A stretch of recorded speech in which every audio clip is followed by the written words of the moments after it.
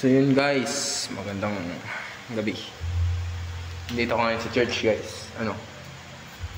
May papakita lang ako sa may share lang ako sa inyong itong microamp na to, nagagamit talaga to ng mga musician guys, lalo na sa communication or kung gusto niyo marinig yung boses, sound ng instrument na piniplay niyo.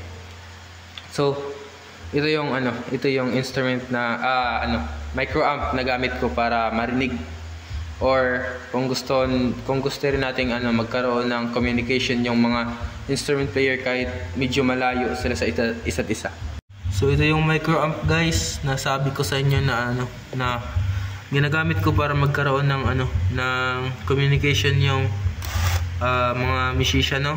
Ito po yung on-air microamp HA800 guys.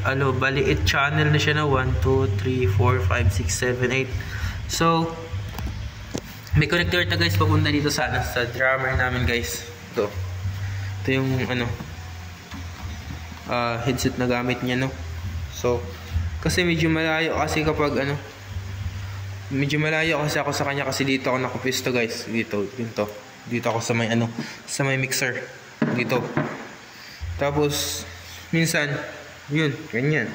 Tapos nasa service naman, tapos kung mag-uusap kami baka mapagalitan kami ng pastor namin. So yun, gamit na gamit talaga to guys.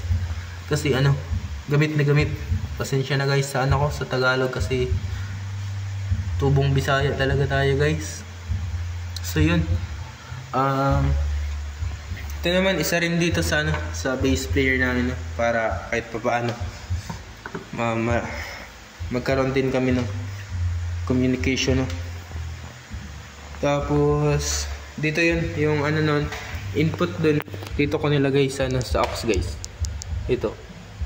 So wala nang iba, wala nang kasi ginagamit lang naman sa communication to. Ito yung headset na gamit ko, isa, dalawa, bali tatlo. Ito sa akin, sa bass player, tapos sa drummer. So yun, thank you for watching.